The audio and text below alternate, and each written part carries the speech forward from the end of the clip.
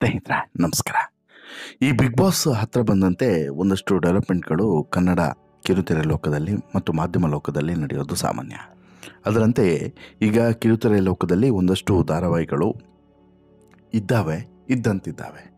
ಅಂತಹ ಪಾಪ್ಯುಲಾರಿಟಿ ಇಲ್ಲ ಮತ್ತು ಅಲ್ಲಿ ಇರುವಂತಹ ಪಾತ್ರಧಾರಿಗಳಿಗೂ ಕೂಡ ಅಂಥದ್ದೇನು ಈ ಪಾಪ್ಯುಲಾರಿಟಿಯನ್ನು ಈ ಧಾರಾವಾಹಿ ತಂದು ಕೊಡ್ತಿಲ್ಲ. ಅಷ್ಟಕ್ಕೂ ಅದರ ಕಥೆನೂ ಕೂಡ ಅಷ್ಟೇ ಚೆನ್ನಾಗಿರ್ತದೆ, ಹಾಗೆಯೇ ಟೈಮಿಂಗ್ ಕೂಡ ಅಷ್ಟೇ ಕೆಟ್ಟದಾಗಿರ್ತದೆ. ಹಾಗಾಗಿ ಈ ಕೆಲವು ಪಾತ್ರಗಳೇ ಹಾಗೆ ಒಟ್ಟು ಈ ಅವಕಾಶ ಇಲ್ಲದೆ ಕೆಲವು ಸಲ ಪಾತ್ರವನ್ನು ಒಪ್ಕೊಳ್ತಾರಲ್ಲ, ಆ ರೀತಿಯೂ ಕೂಡ ಆಗಿಬಿಡುತ್ತೆ. ಅದರಲ್ಲಿ ಒಂದು ಧಾರಾವಾಹಿ ಈಗ ದೃಷ್ಟಿಬೊಟ್ಟು ಅನ್ನುವಂಥ ಧಾರಾವಾಹಿ. ದೃಷ್ಟಿಬೊಟ್ಟು ಧಾರಾವಾಹಿಯ ಕತೆ ಮತ್ತು ಹೋಗ್ತಿರುವಂಥ ರೀತಿ ಎಲ್ಲದೂ ಕೂಡ ಚೆನ್ನಾಗಿದೆ. ಆದರೆ ಪ್ರೇಕ್ಷಕರನ್ನು ಸೆಳೆಯುವಲ್ಲಿ ಮಾತ್ರ ಸೋತಿದೆ ಅಂತಲೇ ಹೇಳ್ಬೋದು. ಕಲರ್ಸ್ ಕನ್ನಡದಲ್ಲಿ ಪ್ರಸಾರ ಆಗ್ತಿರುವಂಥ ದೃಷ್ಟಿಬೊಟ್ಟು ಧಾರಾವಾಹಿಯಿಂದ ಈಗ ನಟ ವಿಜಯ್ ಸೂರ್ಯ ಹೊರಗಡೆ ಬಂದಿದ್ದಾರೆ ಅನ್ನುವಂಥ ವಿಚಾರ ಗೊತ್ತಾಗ್ತಿದೆ. ವಿಜಯ್ ಸೂರ್ಯ ಹೊರಗಡೆ ಬಂದಿರೋದು ಯಾವ ಕಾರಣಕ್ಕೆ ಅನ್ನೋದ್ರ ಜೊತೆಗೆ ಈಗ ಯಾಕೆ ಹೊರಗಡೆ ಬಂದರು ಅನ್ನೋದು ಈಗ ಮುಖ್ಯವಾಗಿರುವಂಥದ್ದು. ಒಂದು, ಈಗಾಗಲೇ ಬಿಗ್ ಬಾಸ್ ಕೂಡ ಶುರು ಆಗ್ತಿದೆ. ಇದರ ನಡುವೆ ವಿಜಯ್ ಸೂರ್ಯ ಹಾಲಿ ಧಾರಾವಾಹಿಯನ್ನು ಬಿಟ್ಟು ಹೊರಗಡೆ ಬಂದಿರೋದು ಒಂದಷ್ಟು ಅನುಮಾನಗಳಿಗೂ ಕೂಡ ಕಾರಣ ಆಗಿದೆ. ಹೌದು, ಅದೇನು ಅನುಮಾನ, ಏನು ಡೆವಲಪ್ಮೆಂಟ್ಗಳು ನಡೀತಿದ್ದಾವೆ, ವಿಜಯ್ ಸೂರ್ಯ ಇದ್ರ ಬಗ್ಗೆ ಏನು ಹೇಳ್ತಾರೆ ನೋಡ್ತಾ ಹೋಗೋಣ. ಅದಕ್ಕಿಂತ ಮುಂಚೆ ನೀವಿನ್ನೂ ಕೂಡ ನಮ್ಮ ಚಾನಲನ್ನು ಸಬ್ಸ್ಕ್ರೈಬ್ ಮಾಡಿಲ್ಲ ಅಂದರೆ ದಯವಿಟ್ಟು ಕೂಡಲೇ ಸಬ್ಸ್ಕ್ರೈಬ್ ಮಾಡಿ ಸ್ನೇಹಿತರೆ.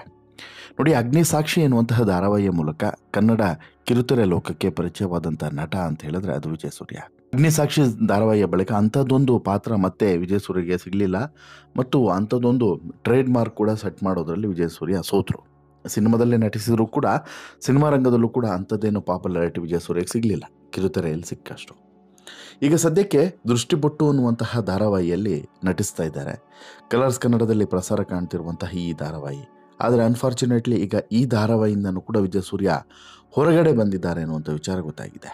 ಈಗ ಈ ಧಾರಾವಾಹಿಯಲ್ಲಿ ವಿಜಯ್ ಸೂರ್ಯ ಹೀರೋ ಆಗಿ ನಟಿಸ್ತಾ ಇದ್ರು, ಪ್ರಮುಖ ಪಾತ್ರದಲ್ಲಿ ನಟಿಸ್ತಿದ್ರು. ಈ ಧಾರಾವಾಹಿಯಿಂದ ಈಗ ಹೊರ ನಡೆದಿದ್ದಾರೆ ಅನ್ನೋದ್ರ ಬಗ್ಗೆ ವರದಿಗಳು ಸಿಗ್ತಿದ್ದಾವೆ. ಈ ವಿಚಾರ ಕೇಳಿ ಸಹಜವಾಗಿ ವಿಜಯ್ ಸೂರ್ಯ ಅವರ ಒಂದಷ್ಟು ಫ್ಯಾನ್ಸು ಶಾಕ್ ಆಗಿದ್ದಾರೆ. ಯಾಕಪ್ಪ ಈ ರೀತಿ ನಿರ್ಧಾರವನ್ನು ತೆಗೆದುಕೊಂಡ್ರು ಅನ್ನುವಂಥ ಪ್ರಶ್ನೆಯನ್ನು ಕೇಳ್ತಿದ್ರೆ ಇನ್ನೊಂದಷ್ಟು ಜನ ಖುಷಿಯನ್ನು ಕೂಡ ಪಡ್ತಿದ್ದಾರೆ. ಯಾಕಂತ ಹೇಳಿದ್ರೆ ವಿಜಯ್ ಸೂರ್ಯ ಈ ಪಾತ್ರವನ್ನು ಅಥವಾ ಈ ಸೀರಿಯಲ್ನಿಂದ ಹೊರಗಡೆ ಬಂದರು ಅಂತ ಹೇಳಿದ್ರೆ ಬೇರೆ ಒಂದು ಒಳ್ಳೆಯ ನಿರ್ಧಾರವನ್ನು ತೆಗೆದುಕೊಂಡೇ ಬಂದಿರ್ತಾರೆ ಅನ್ನುವಂಥದ್ದು ಕೆಲವರ ಅಭಿಪ್ರಾಯ. ಇನ್ನು ಕೆಲವರು ಬಂದಿದ್ದು ಒಳ್ಳೆಯೇ ಆಯ್ತು ರೀ, ಏನು ರೀ ಆ ಧಾರಾವಾಹಿ ಯಾರು ನೋಡ್ತಾರೆ, ಒಂದು ಪಾಪ್ಯುಲಾರಿಟಿನೂ ಇಲ್ಲ, TRPನೂ ಇಲ್ಲ, ಆಮೇಲೆ ಆ ಪಾತ್ರನೂ ಕೂಡ ಸರಿಯಾಗಿಲ್ಲ, ಜೊತೆಗೆ ಟೈಮಿಂಗ್ ಕೂಡ ರಾಂಗ್ ಇದೆ. ಹೀಗಾಗಿ ಓವರಾಲ್ ಆಗಿ ವಿಜಯ್ ಸೂರ್ಯ ಅದರಿಂದ ಹೊರಗಡೆ ಬಂದಿದ್ದ ಒಳ್ಳೆಯದಾಯಿತು, ಅಲ್ಲೇ ಇದ್ದಿದ್ರೆ ಇನ್ನಷ್ಟು ಡಿಮ್ಯಾಂಡ್ ಕಡಿಮೆ ಆಗ್ತಿತ್ತು ವಿಜಯ್ಗೆ ಅನ್ನುವಂಥದ್ದು ಕೆಲವರ ಅಭಿಪ್ರಾಯ. ಹೀಗಾಗಿ ಈಗ ವಿಜಯ್ ಸೂರ್ಯ ಹೊರಗಡೆ ಬಂದಿರೋದ್ರ ಬಗ್ಗೆ ಭಾರಿ ಚರ್ಚೆಗಳು ನಡೀತಿದ್ದಾವೆ. ಈ ಬಗ್ಗೆ ವಾಹಿನಿ ಅಥವಾ ಅವರ ಕಡೆಯಿಂದ ವಿಜಯ್ ಸೂರ್ಯ ಅವರ ಕಡೆಯಿಂದಾಗಲಿ ಅಥವಾ ವಾಹಿನಿ ಕಡೆಯಿಂದಾಗಲಿ ಅಥವಾ ಈ ದೃಷ್ಟಿಬೊಟ್ಟು ಸೀರಿಯಲ್ ಟೀಮ್ನಿಂದಾಗಲಿ ಯಾರಿಂದನೂ ಕೂಡ ಏನೂ ಕೂಡ ಸ್ಪಷ್ಟನೆ ಬಂದಿಲ್ಲ. ಅಸಲಿಗೆ ವಿಜಯ್ ಸೂರ್ಯ ಅವರು ಈ ಮೊದಲು ಅಗ್ನಿಸಾಕ್ಷಿ ಧಾರಾವಾಹಿಯಲ್ಲಿ ನಟಿಸಿದರು. ಈ ಧಾರಾವಾಹಿ ಕಲರ್ಸ್ ಕನ್ನಡದಲ್ಲಿ 6 ವರ್ಷಗಳ ಕಾಲ ಪ್ರಸಾರವನ್ನು ಕಾಣ್ತು. ಈ ಧಾರಾವಾಹಿ ಸಾಕಷ್ಟು ಜನ ನಟ ನಟಿಯರಿಗೆ ಬದುಕನ್ನು ಕಟ್ಟಿಕೊಡೋದಕ್ಕೆ ಅವಕಾಶವನ್ನು ಮಾಡಿಕೊಡ್ತು. ಈ ಧಾರಾವಾಹಿಯ ಬಳಿಕ ಈ ಧಾರಾವಾಹಿಯಲ್ಲಿ ನಟಿಸಿರುವಂಥ ಕಲಾವಿದರಿಗೆ ಮತ್ಯಾವ ಧಾರಾವಾಹಿಯಲ್ಲೂ ಕೂಡ ಅಂಥದ್ದೊಂದು ಟ್ರೇಡ್ ಮಾರ್ಕ್ ಸೆಟ್ ಮಾಡಿಕೊಡುವಂತಹ ಅವಕಾಶ ಸಿಗಲೇ ಇಲ್ಲ ಅನ್ನೋದು ಕೂಡ ಕಾಕತಾಳೀಯ. ಈ ಧಾರಾವಾಹಿಯಲ್ಲಿ ವಿಜಯ್ ಸೂರ್ಯ ಮತ್ತು ವೈಷ್ಣವಿ ಕೂಡ ಒಟ್ಟಾಗಿ ನಟಿಸಿದರು, ಯಾವುದರಲ್ಲಿ ಅಗ್ನಿಸಾಕ್ಷಿ ಧಾರಾವಾಹಿಯಲ್ಲಿ. ಈ ಧಾರಾವಾಹಿ ಒಳ್ಳೆಯ TRPಯನ್ನು ಕೂಡ ಪಡೀತು, ಜೊತೆಗೆ ಪಾಪ್ಯುಲಾರಿಟಿಯನ್ನು ಕೂಡ ಗಿಟ್ಟಿಸಿಕೊಳ್ತು. ಆ ಬಳಿಕ ವಿಜಯ್ ಸೂರ್ಯ ಅವರು ಕಿರುತೆರೆ ಲೋಕವನ್ನು ತೊರೆದು ಹಿರಿತೆರೆ ಲೋಕಕ್ಕೆ ಸೇರಿಕೊಂಡ್ರು, ಅಲ್ಲೂ ಕೂಡ ಬ್ಯುಸಿ ಆದರು. ಆದರೆ ಒಂದಷ್ಟು ಸಿನಿಮಾಗಳನ್ನು ಮಾಡಿದ್ರು ಕೂಡ ಅಲ್ಲೂ ಕೂಡ ಸಕ್ಸಸ್ ಅನ್ನೋದು ವಿಜಯ್ ಸೂರ್ಯಗೆ ಸಿಗಲಿಲ್ಲ. ವಿಜಯ್ ಸೂರ್ಯಗೆ ಅಗ್ನಿಸಾಕ್ಷಿಯ ಬಳಿಕ ಎಲ್ಲೂ ಕೂಡ ಸಕ್ಸಸ್ಸೇ ಸಿಗಲಿಲ್ಲ, ಆರಂಭದಲ್ಲೇ ಹೇಳಿದೆಲ್ಲ. ಇದಾಯಿತು, ಯಾವಾಗ ಹಿರಿತೆರೆ ಲೋಕದಲ್ಲೂ ಕೂಡ ಅಂತಹ ಒಂದು ಸಕ್ಸಸ್ ಸಿಗಲಿಲ್ವೋ ವಾಪಸ್ಸು ಗ್ಯಾಪನ್ನು ತೆಗೆದುಕೊಂಡು ವಿಜಯ್ ಸೂರ್ಯ ವಾಪಸ್ ಮರಳಿ ಈ ಕಿರುತೆರೆಗೆ ಬರ್ತಾರೆ. ದೃಷ್ಟಿಬೊಟ್ಟು ಅನ್ನುವಂಥ ಧಾರಾವಾಹಿಯಲ್ಲಿ ದತ್ತಾ ಶ್ರೀರಾಮ್ ಪಾಟೀಲ್ ಪಾತ್ರದಲ್ಲಿ ನಟಿಸೋದಕ್ಕೆ ಶುರು ಮಾಡಿದ್ದಾರೆ. ಈ ಪಾತ್ರ ಉತ್ತರ ಕರ್ನಾಟಕ ಶೈಲಿಯಲ್ಲಿ ಇತ್ತು, ಖಡಕ್ ಪಾತ್ರ. ಆದರೆ ಈ ಧಾರಾವಾಹಿಯಿಂದನೂ ಕೂಡ ಈಗ ಹೊರಗಡೆ ಬಂದಿದ್ದಾರೆ, ಈ ಪಾತ್ರವನ್ನು ಬಿಟ್ಟು ಹೊರಗಡೆ ಬಂದಿದ್ದಾರೆ ಅನ್ನುವಂತಹ ಗಾಸಿಪ್ಗಳು ಹರಿದಾಡ್ತಿದ್ದಾವೆ. ಸುಂದರಿಯರು ಮೋಸ ಮಾಡ್ತಾರೆ ಅನ್ನುವಂಥ ನಂಬಿಕೆ ದತ್ತನದ್ದು, ಸೌಂದರ್ಯ ತನಗೆ ಮುಳುವು ಅನ್ನುವಂಥ ದೃಷ್ಟಿ ನಂಬಿದವಳು. ಈ ಕಾರಣದಿಂದ ಕಪ್ಪು ಬಣ್ಣವನ್ನು ಅವಳು ಮುಖಕ್ಕೆ ಬಳೆದುಕೊಳ್ಳುತ್ತಿದ್ಲು. ಇಬ್ಬರ ಮದುವೆಯೂ ಕೂಡ ನಡೆದಿದೆ. ಈಗ ದೃಷ್ಟಿಯ ನಿಜವಾದಂತಹ ಬಣ್ಣ ದತ್ತಗೆ ಗೊತ್ತಾಗಿದೆ. ಹೀಗಾಗಿ ಆತ ಸಾಕಷ್ಟು ಬೇಸರಗೊಂಡಿದ್ದಾನೆ. ವಿಜಯ್ ಸೂರ್ಯ ಧಾರಾವಾಹಿಯಿಂದ ಹೊರಗಡೆ ನಡೆದಿದ್ದು ಯಾಕೆ ಅನ್ನೋಂಥ ವಿಚಾರ ರಿವೀಲ್ ಆಗಿಲ್ಲ. ಆದರೆ ಒಂದು ಅನುಮಾನ ಮೂಡ್ತಿರುವಂಥದ್ದು ವಿಜಯ್ ಸೂರ್ಯ ಬಿಗ್ ಬಾಸ್ಗೆ ಹೋಗ್ತಾ ಇದ್ದಾರಂತೆ ಅನ್ನುವಂಥದ್ದು. ಹೌದು, ವಿಜಯ್ ಸೂರ್ಯ ಬಿಗ್ ಬಾಸ್ಗೆ ಹೋಗ್ತಾರಂತೆ. ಆ ಕಾರಣಕ್ಕೋಸ್ಕರ ದೃಷ್ಟಿಪಟ್ಟು ಧಾರಾವಾಹಿಯಿಂದ ಹೊರಗಡೆ ಬಂದಿದ್ದಾರಂತೆ ಎನ್ನುವಂಥ ವಿಚಾರ ಈಗ ಭಾರಿ ಸದ್ದನ್ನು ಮಾಡ್ತಿದೆ. ಸಂಜೆ 6 ಗಂಟೆಗೆ ಪ್ರಸಾರ ಆಗ್ತಿದ್ದಂಥ ದೃಷ್ಟಿಪಟ್ಟು ಧಾರಾವಾಹಿಯಲ್ಲಿ ವಿಜಯ್ ಸೂರ್ಯಗೆ ಅಂಥದ್ದೇನು ಒಳ್ಳೆ ಈ ಏನು ಪಾಪ್ಯುಲಾರಿಟಿ ಆಗಲಿ ಅಥವಾ ಒಳ್ಳೆ ಫೇಮು ನೇಮು ಆಗಲಿ ಸಿಗಲಿಲ್ಲ. ಹಾಗಾಗಿ ಹೊರಗಡೆ ಬಂದಿದ್ದಾರೆ ಅನ್ನುವಂಥದ್ದು. At the same time serial ತಂಡಕ್ಕೂ ಕೂಡ ವಿಜಯ್ ಸೂರ್ಯ ಹೊರಗಡೆ ಹೋದ್ರೇ ಬೆಟರ್ ಅಂತೇಳಿ ಅನಿಸುತ್ತೆ ಅನ್ನೋ ಗೊತ್ತಿಲ್ಲ. ಹಾಗಾಗಿ ವಿಜಯ್ ಸೂರ್ಯ ಹೊರಗಡೆ ಬಂದಿದ್ದಾರೆ. ಈಗ ವಿಚಾರ ಇರುವಂಥದ್ದು ಕಲರ್ಸ್ ಕನ್ನಡದಲ್ಲೇ ಈ ಧಾರಾವಾಹಿ ಪ್ರಸಾರ ಆಗ್ತಿದ್ದಿದ್ದು, ಕಲರ್ಸ್ ಕನ್ನಡದಲ್ಲೇ ಬಿಗ್ ಬಾಸ್ ಕೂಡ ಪ್ರಸಾರ ಆಗ್ತಿದ್ದಂಥದ್ದು. ಹೀಗಾಗಿ ಧಾರಾವಾಹಿಗೆ ಮುಳುವಾಗುವಂತೆ ಅಥವಾ ಈಗ ಫಾರ್ ಎಕ್ಸಾಂಪಲ್ ವಿಜಯ್ ಸೂರ್ಯ ಅವರನ್ನು ಬಿಗ್ ಬಾಸ್ಗೆ ಕರೆದಿದ್ರೆ ಧಾರಾವಾಹಿಯನ್ನು ಅರ್ಧಕ್ಕೆ ಬಿಟ್ಟು ಬನ್ನಿ ಅಂತೇಳಿ ಹೇಳೋದಕ್ಕೆ ಚಾನ್ಸಸ್ ಇದೆಯಾ ಅಂತೇಳಿ ಕೇಳಿದ್ರೆ ಕೆಲವು ಸಲ ಚಾನ್ಸಸ್ ಇರ್ತದೆ.